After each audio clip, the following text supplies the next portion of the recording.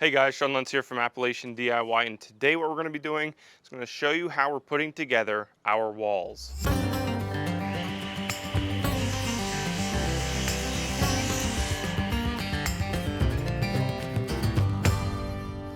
So what we have behind me here is kind of like our jig station where we're setting up our walls. We have some 2x6s laid down on our cement pad just to take out any little dips, and it also helps elevate it to get our first nail on the bottom of our stud in there really well instead of having it come down at an angle. So the first thing that we have here is we have our top sill plate here. And we also have our bottom sill plate, which is pressure treated. Now we have these marked out where our studs are going to go. We'll kind of bring you in a little closer to see how this all works out.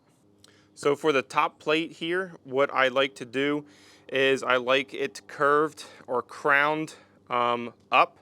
I don't like it to be beveled under like this. So we have the crown going up this way.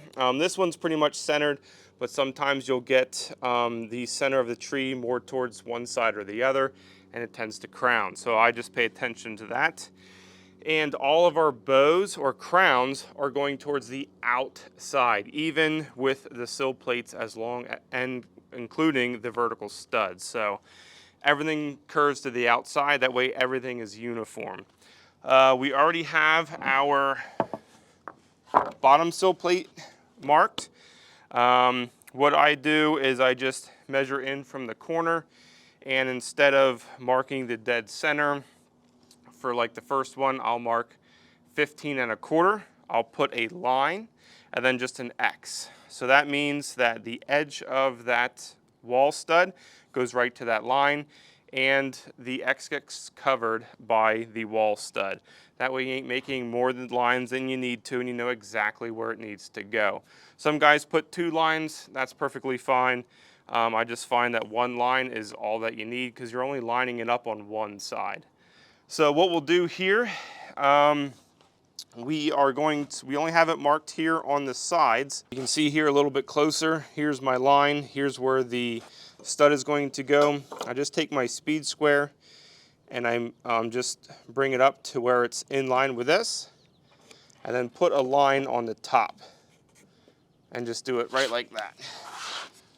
Okay, now that we have our lines marked on here on the edge of the board, we can go ahead and take this, make sure that it's bowed the correct way. Yeah, it looks good. So we're going to sit this on here, come down to our edge,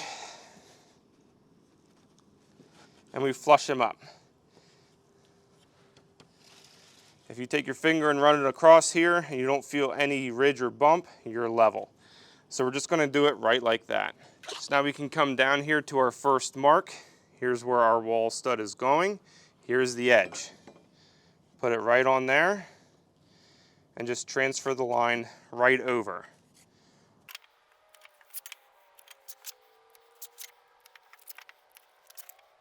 Once we have that done, now we just need to put it onto the face where it's actually going to go. So we're lining our square up here on the edge. So now we've just taken this measurement here and copied it right to here without doing any type of measuring. It's literally cut and paste. It's so simple. This works really easily and well.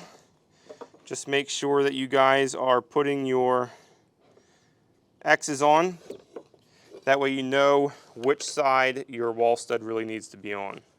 All right, so the next thing that we're gonna do is we're going to crown our wall studs. So all we do is look down them. Now these are only about 4 feet, so it's not critical unless you got real one that is a super boomerang. Get that pencil there. So what I do is I find my crown and I just put an arch. So what I do is I put an arch. The arch at the top, this means this is the crown and this is the bottom. It's super simple. You can do an arrow, it doesn't really matter. I just like the arch. It's one swoop and you're done. And it's super simple to see. And we'll just stick these guys right down into place.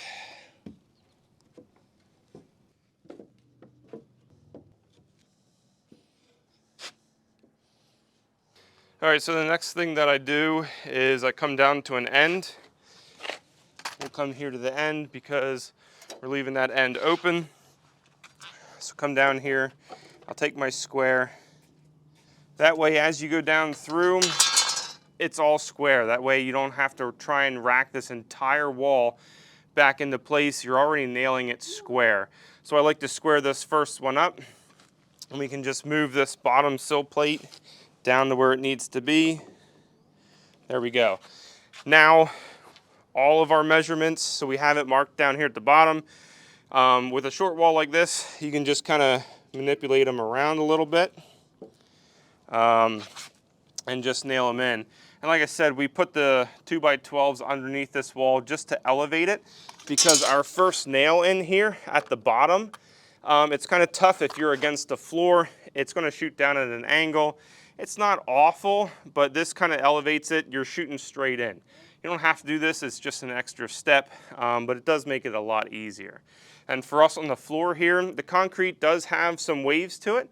It's not perfectly flat like you're building on top of a floor that you already had built. It's not that flat. So we just put this down to kind of even that out as well. So we'll just go down through here. We're putting 3 nails in each one of these 2x6s on the top. We'll get all those in. We'll come down on the bottom and do those then.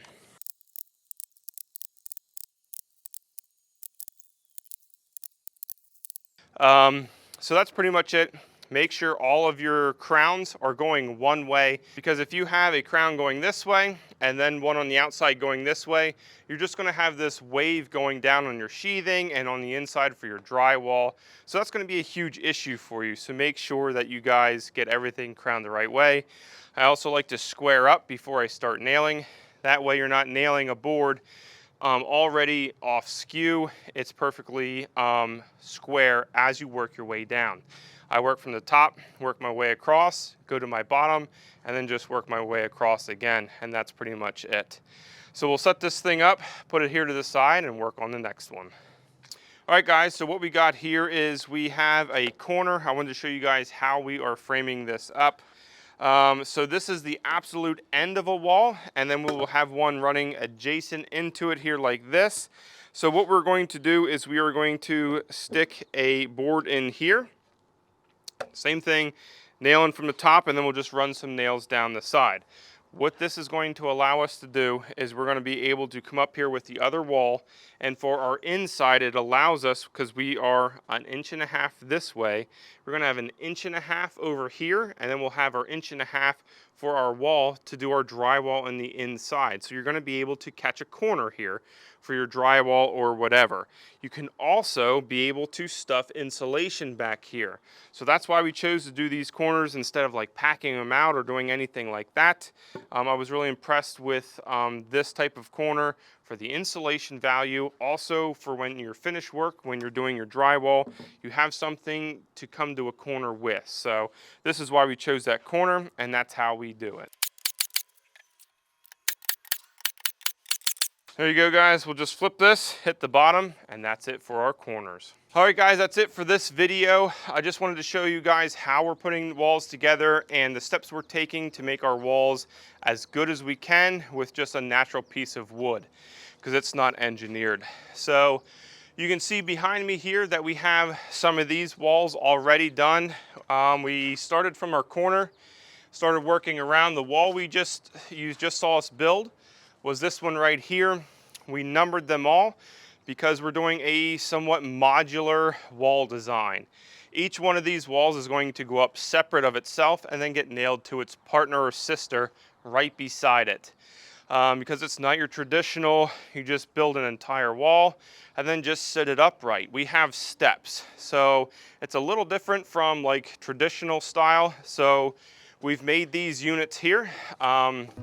This will all be on the next video of how we set that up, the sill gasket that we use and stuff like that. So I just wanted to show you guys how we're actually setting our wall up for this video, how we actually put them together and set them on will probably be the next one. I hope you guys enjoyed this video. If you did, make sure you hit that like button and head over to Appalachian DIY for more videos. Thanks again, guys, and I hope to see you next time.